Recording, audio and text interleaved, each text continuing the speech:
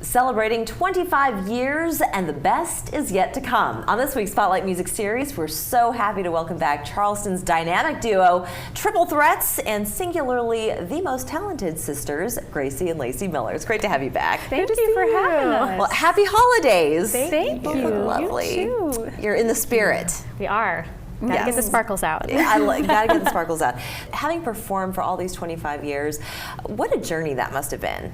It was always a learning experience. We started, we were about 10 and 12 when we started touring the Sister Act, and we had started out a few years before just putting on shows in the driveway, so everything was go to the library, get library books, learn how to make costumes, do your hair, sing, dance, act, all of the things, learn how to do marketing, and over the years we just kind of compiled more and more skills just by necessity. And over the years, you've just continually refined your performance, and you've been performing here in Charleston for how long now? Gosh, I think this will be our 8th year. Yeah. Wow, yeah. Eight years, that's incredible.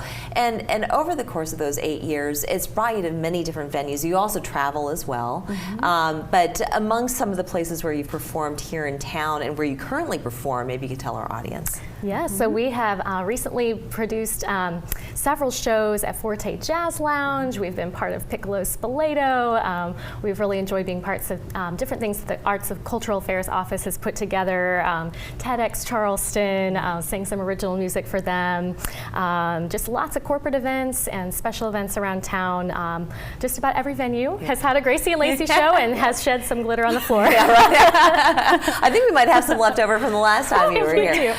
But you fill a certain niche as far as your genre is concerned, and for people who are not familiar, maybe you can explain what that genre is in terms of both singing, dancing, all of it. Yeah, so when we were young, we watched a lot of the MGM movie musicals with Judy Garland and Fred Astaire and Gene Kelly, and so we watched those as kids and tried to emulate it. And so we really love music that spans the decades. We love pop music as well, and she loves country, and I love symphonic and Broadway, but we feel like our roots are from the Great American Songbook and the Jazz Age, and we really love that, and it came from all the old movies we watched as kids. And would you say that you're self-taught, or did you grow up going to singing lessons and dancing lessons and all of that? Yeah, so a little bit of both.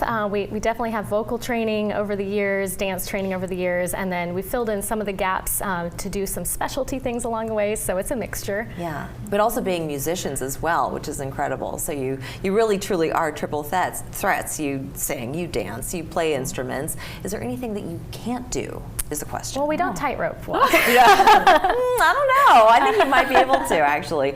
But what I love, too, is that you're using that experience, your formative years as young performers, as the next project. So tell us what's coming up on the horizon for you. Yeah, so we'll be at the tree lighting at the Sanctuary the day after Thanksgiving, and we have a New Year's show, The Best Is Yet to Come, at the Queen Street Playhouse. And it's an early show.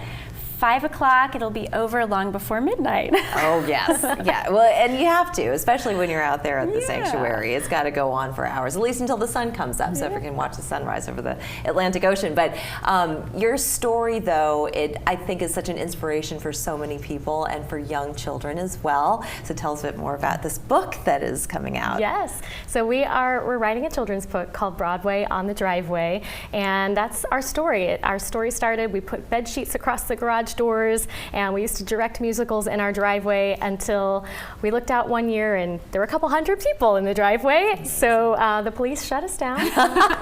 And they didn't write any tickets, though, did they? They didn't buy tickets, but they did stay and watch the show. They said they should be asking for autographs.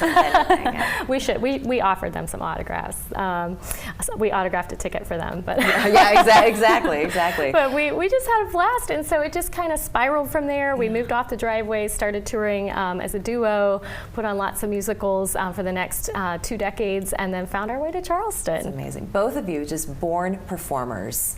I mean, really, you two are cut from the same cloth, and it's wonderful that you've been able to stay together for all of these years, 25 years. Congratulations on that. Thank you. Also you. came out with a new song, and it's going to be playing after the commercial. What is it called? It's called It's a Wonderful Life. It's an original song that I wrote, and as Gracie was saying, we love old movies, and this is based on the holiday classic It's a Wonderful Life, so you're going to notice some throwbacks in the lyrics. That's great. I can't wait. Yeah. Lacy, Gracie, so good to see you both. Thank you for coming in. Thank you. We're back after this with It's a Wonderful Life.